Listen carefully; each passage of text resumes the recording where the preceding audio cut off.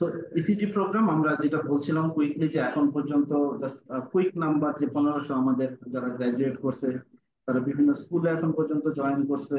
আহ, আহ, অনেকে প্রমোশন পাইছে। আহ, প্রায় 30 জনের মতো নিজেদের প্রতিষ্ঠান শুরু করছে। মাশাআল্লাহ, আমরা তো তার মানে 30 জন এন্টারপ্রেনার পাইছি। হ্যাঁ, এবং মানুষ অলরেডি দেশের বাইরে গেছে এবং ওই জায়গাগুলোতে কাজ করতে। তো এইটা মানে আমরা ধরেন যে this is basically the first time আমরা এইভাবে ওপেনলি এই জিনিসগুলো মানে শেয়ার করতেছি। এই যে গত 5 বছর ধরে এই জিনিসটা কন্টিনিউয়াসলি প্রতি মাসে একটা করে ব্যাচ আমরা রান করে আসছিলাম, এবং আজকে এসে এই হয়তো আগামী মাসে আমাদের 50তম ব্যাচটা হবে। And this is the graduate, মানে like this is what our graduate has been doing আর কি। সো তো এরকমই আমরা একজন দুইজন গ্রাজুয়েটদের কাছ থেকে গল্প শুনবো একটু, এবং আপনারা you can relate with yourself যে এরকম 3 জনের কাছ থেকে আমরা ছোট্ট করে শুনবো। তো প্রথমে তাসিন, ওভার টু ইউ। তুমি যদি এই অংশটা একটু ফ্যাসিলিটেট করো। নাজিয়া আপা, ওনার গল্পটা আমরা যদি একটু শুনি। নাজিয়া আপা আছে কিনা এখানে? ও ইয়া, নাজিয়া আপা, আপনি ছোট্ট করে যদি আপনার গল্পটা একটু শেয়ার করেন সবার সাথে। জি, আসসালামু আলাইকুম। থ্যাংক ইউ ওয়ালিউল্লাহ ভাই। আচ্ছা, thanks a lot to this platform first. আসলে আমি আমার জার্নিটা আসলে অনেক লম্বা। আমি 2006 থেকে কাজ করছি এডুকেশন ইন্ডাস্ট্রিতে। আমি আমার প্রথম শুরুটা ছিল হচ্ছে ইএসএস স্কুল দিয়ে। তো আমি তখন থেকে নিয়ে 2017 পর্যন্ত এতটা সময় কাটিয়ে এসেছি, কখনো না এটা ফিল হয়নি যে অনলাইনেও আমরা এরকম অপরচুনিটি পেতে পারি। তো আফটার কোভিড যেটা হয়েছে যে অনলাইনে সবকিছু হয়ে গেছে, তাই না? এখন যেটা হয়েছে, আমি অনেক ট্রেনিং খুঁজতাম। যে ট্রেনিং আমাদেরকে এরকম ট্রেন কারা করতে পারবে যে টিচার হিসেবে আমরা আমাদের 100% যেন দিতে পারি। বুঝতে পারছিলাম না, হয়তো আমি অনেক কিছু জানি, হয়তো অনেক কিছু আমি নিজে নিজে শিখতে পারছি, কিন্তু এটা ডেলিভার করতে পারছি না। যে আমি বাচ্চাদের কাছ পর্যন্ত কিংবা প্যারেন্টস এর কাছ পর্যন্ত ঠিক কোন ভাবে পৌঁছাবো, সেইটা কিন্তু আমি আসলে এখান থেকে শিখেছি। খুঁজতে খুঁজতে খুঁজতে এক সময় আপনাদেরকে পেলাম। হ্যাঁ, যে অনলাইনে এরকম একটা প্ল্যাটফর্ম আছে যে কিনা আমাদেরকে এরকম দিতে পারছে, এরকম ট্রেনিং অফার করছে। তো তখন কিচ্ছু না চিন্তা করে জাস্ট জয়েন করে ফেলেছি। ঠিক আছে, জয়েন করে ফেলেছি আর এখান থেকে করলাম, এবং আমি ফার্স্ট হয়েছিলাম আমার আমার ব্যাচের থেকে। আমি 17 ব্যাচের। তো আই গট ফার্স্ট, যেটা আমার কাছে শকিং ছিল যে আমি ফার্স্ট হয়েছি। কিন্তু আমার আগ্রহের লেভেলটা কোথায় ছিল তাহলে চিন্তা করুন। তো আমি আসলে আপনাদের উপর, আপনাদের প্রতি অনেক অনেক অনেক থ্যাঙ্কফুল। আমার ক্যারিয়ারে এটা অনেক দারুণ একটা কাজ করেছে।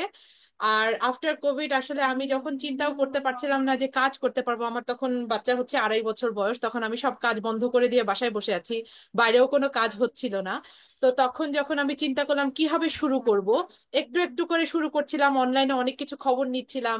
তারপরে হচ্ছে গিয়ে let's let's explore with Nazia বলে আমি আমার একটা অর্গানাইজেশন শুরু করার কথা চিন্তা করছিলাম, কিন্তু সাহস হচ্ছিল না যে কিভাবে আসলে শুরু করব। কারণ আমি তো জানি না, আমার কাছে এরকম মনে হচ্ছিল আমার কোনো সার্টিফিকেশন নেই। যদিও অনেক লম্বা সময় কাজ করেছি স্কুলে, তারপরে অনলাইনের তো কোনো অভিজ্ঞতা আমার নাই, তাহলে কিভাবে কাজ করব, সেই সাহসটা আমাকে কে দেবে? তো সেই সাহস খুঁজতে খুঁজতে খুঁজতে আমি আপনাদের পর্যন্ত এসেছি। তো ইচ্ছা থাকলে আসলে অনেক দূর পর্যন্ত যাওয়া যায়, তো নিজেকে দিয়ে যেটা বুঝি। আর আপনারা না যারা এখানে অনেকেই হয়তো নতুন এখানে জয়েন করেছেন কিংবা শুনছেন আমাদেরকে, আমি বলবো যে চিন্তা করলে আসলে চিন্তাই করতে থাকবেন, আগানো যাবে না। হ্যাঁ, তো আপনারা সাহস করে শুরু করে ফেলেন, জাস্ট এনরোল করে ফেলেন। হ্যাঁ, দেখবেন এখান থেকে আপনি কোথায় চলে গেছেন। চিন্তা করবেন যে এখানে একটুখানি সময় হয়তো মনে করবেন যে আচ্ছা কি জানি, দেখি না, হ্যাঁ হয়তো তেমন কিছুই হবে না আমার, এরকম অনেকে চিন্তা করে। কিন্তু যখন শুরু করবেন তারপরে বুঝবেন যে আপনাকে এটা কোথায় নিয়ে গেছে, আপনি যে কল্পনাও করতে পারবেন না আপনি কোথায় চলে যাবেন। আমার ক্ষেত্রে যেটা হয়েছে, তা আমি আমার আমার নিজে, আমি যখন নিজে কাজ করতে শুরু করলাম, এরপরে আমি মজারতে জয়েন করলাম। কাজ করতে করতে ওখানে অনেক প্যারেন্টদের সাথে আমি এখন কানেক্টেড, অনেক বাচ্চাদের সংস্পর্শে আমি এসেছি, দেশে বিদেশে প্রচুর বাচ্চা, প্রত্যন্ত এলাকার বাচ্চারা আমার কাছে আসে পড়তে। এবং আমি এখন বুঝি যে কার কিরকম লাগবে, কোন জিনিসটা আমাকে আমাকে দেখতে হবে, কোন জিনিসটা ওদেরকে আমাকে এগিয়ে নিয়ে যেতে হবে, তারা কে কিভাবে শিখছে। ইভেন আমি নিজেরটাও বুঝি, কখন আমি তখন হয়তো আমি বুঝতাম না যে আমি ওদেরকে কিভাবে অফার করলে ওরা আমার জিনিসগুলো নিতে পারবে। এখন বুঝি যে আমি কোথায় ভুল করতাম, আর আমি এখন কোথায় রাইট ভাবে আমার নিজেকে উপস্থাপন করতে পারবো এবং ওদের বেস্টটা আমি নিয়ে আসতে পারবো।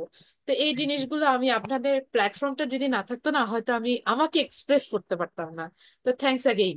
এই প্ল্যাটফর্মটা ক্রিয়েট করার জন্য এবং আমাদের মতো টিচারদেরকে, আমাদের মতো মাদেরকে কনফিডেন্স লেভেলটা ওই পর্যন্ত তুলে নিয়ে যাওয়ার জন্য। Thanks again.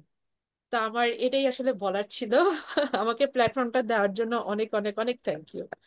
Thank you sir. Thank you madam. এরপরে প্লিজ এরপরে ব্যাক টু ইউ। এরপরে কার কথা শুনছি তাসিন? আমি নেক্সট আবু আক্তার আপা আছেন, আপনি কি? জি, আসসালামু আলাইকুম। আমি মাহবুবা আক্তার। আমি বর্তমানে ফিনল্যান্ডে আছি, ইউনিভার্সিটি অফ হেলসিঙ্কিতে চেঞ্জিং এডুকেশনে পড়াশোনা করছি। আমার জার্নিটা লাইট অফ হোপের সাথে শুরু হয়েছে 2021 সাল থেকে। আমি তখন একটা ইংলিশ মিডিয়াম স্কুলের টিচার ছিলাম। আমরা বেশ কয়েকজন কলিগ মিলে একসাথে ভর্তি হয়েছি। আমার মনে আছে, খুব খুব মজা করে ক্লাসগুলো করতাম আমরা উইকেন্ডে। উইকেন্ড থাকতো, সকালে ক্লাস থাকতো। আমরা এমনিতেই সারাদিন ব্যস্ত থাকতাম নর্মাল ডেজ গুলোতে, বাট উইকেন্ডে যে সকালে ঘুম থেকে উঠে ক্লাসের জন্য রেডি হওয়া, এই জিনিসগুলো এখনো খুব মিস করি, খুবই মিস করি। আর আমি বলবো যে এই কোর্সটা করার পর আমার কি কি উপকার হয়েছে সেই বিষয়ে, সেটা হচ্ছে গিয়ে এখানে আসার পরে আমি আমার যে কোর্স, এই কোর্সের বেশ কিছু পার্ট হচ্ছে গিয়ে আমার আর্লি চাইল্ডহুডের সাথে রিলেটেড। কিন্তু আমি এই কোর্স ছাড়া আমার আর্লি চাইল্ডহুডের আর কোনো কোর্স করা নেই। তো আমার এখনের যে পড়াশোনা, সেই পড়াশোনাটাকে মানে ডেভেলপ করার জন্য এই কোর্সটা খুবই খুবই হেল্প করেছে। পাশাপাশি আমি একটা এনজিও তে আছি। এটা একটা সরকারি এনজিও, মনিকা নাইসের। এই এনজিও তে চাইল্ড কেয়ার প্রোভাইডার হিসেবে কাজ করছি, যেখানে শুধুমাত্র এই সার্টিফিকেশনটা দিয়েই আমি জয়েন করতে পেরেছি।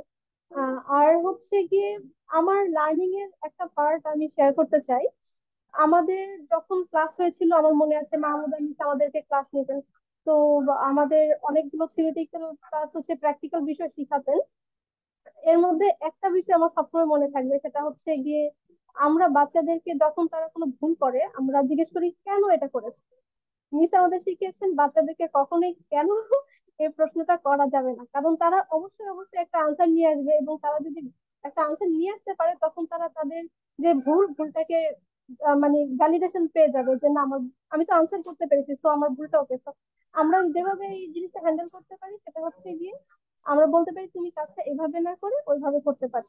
তো এই যে একটা শিক্ষা, যেটা আমরা অনেক কিছু শিখেছি, তার মধ্যে এটা ছিল আমার জন্য বেস্ট একটা শিক্ষা। যেহেতু আমি বাচ্চাদের সাথে কাজ করছি, একটা স্কুলে ছিলাম বা এখনো বাচ্চাদের সাথে কাজ করছি, আমার নিজের একটা অনলাইন প্ল্যাটফর্ম আছে। সেখানে আমি মানে বাংলা শেখাচ্ছি, বাংলা ভাষা এবং ইংরেজি ভাষাটা শেখাচ্ছি বিভিন্ন দেশের স্টুডেন্টদেরকে, যারা বাই বর্ন হচ্ছে ফরেন, বাট হচ্ছে বাংলাদেশের বংশোদ্ভূত আর কি।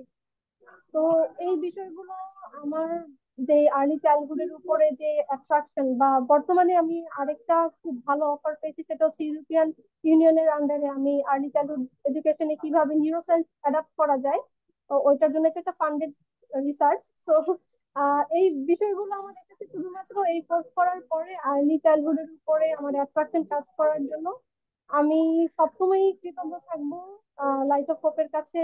আহ, আপা যেহেতু আপনার স্পার্কটা তো তৈরি হয়েছে শুনবো। এখান থেকেই, অবশ্যই আমি আমি এটা আমাকে অবশ্যই কৃতজ্ঞ থাকতে হবে সারা জীবন। স্পার্কটা শুরু হয়েছে এখান থেকেই, তারপরে স্প্রেড করেছে অবশ্যই সেটা। Thank you so much. তাদেরকে জাস্ট এটা বলা যে আমরা হয়তো কিছুটা করে দিচ্ছি, বাট অনেকটুকু আপনাদেরকে করতে হবে, মানে হ্যাঁ।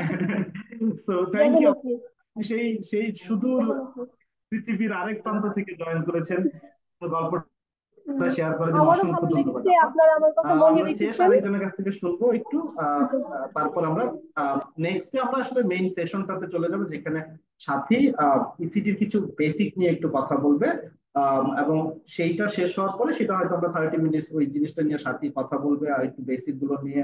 যারা আপনারা গ্রাজুয়েট যারা জয়েন করছেন তাদের তাদের জন্য নতুন কিছু হয়তো নাই, বাট এরপরে ওইটা শেষ হওয়ার পরে আমরা হইতেছে আমাদের বেশ কিছু অফার আছে, আহ, কি বলে ওই যে ওই অ্যানাউন্সমেন্টটা আছে কারা জিতলো, ওই জিনিসগুলো সবই থাকবে ওই সাথীর ওই অংশটার পরে। আমরা তখন ইসিটি নিয়ে আরেকটু তখন ভালো জানতে হবে। তো এরপরে মনে হয় আহ চলে গেল স্ক্রিনটা। ভাইয়া, আমি নামটা দেখতে পারলাম না, বাট ভাই আপনি তো জানেন, আপনি যদি থাকেন প্লিজ একটু আপনার গল্পটা যদি শেয়ার করেন যারা। নাজিম ভাই। আসসালামু আলাইকুম সবাইকে। ওয়ালেলো ভাইয়া, আপনাকেও সালাম। আমি একটু বাইরে থাকাতে আমি এখনো ক্যাম্পাসে আছি, হয়তো একটু নয়েজ হবে, এই জন্য আমি আগেই ক্ষমার প্রার্থী। আর সবার আগে আমি আমার কৃতজ্ঞতা জানাচ্ছি আমাকে এখানে কথা বলার সুযোগ দানের জন্য। আমি নীলফামারী জেলার সৈয়দপুর থেকে বলছি। আমাদের একটা ছোট্ট স্কুল আছে, তাকওয়া ইন্টারন্যাশনাল স্কুল।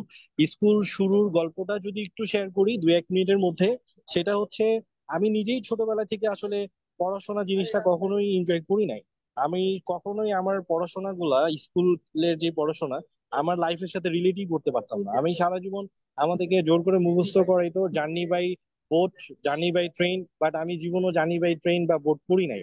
আমি সৈয়দপুরে থাকি, এখানে বোটের প্রশ্নই আসে না, আমি দেখিই নেই বোট ওই স্কুল লাইফে, কিন্তু মুখস্থ করতে হইতো। তা আমি বুঝতে পারতাম না যে যেটা আমি পড়ি নাই আমি কিভাবে লিখবো জার্নি বাই বোট, মুখস্থ কেন করবো। আমি যদি নিজে জার্নি করি তাহলে আমি সেটা নিজের ভাষায় সুন্দর করে লিখবো।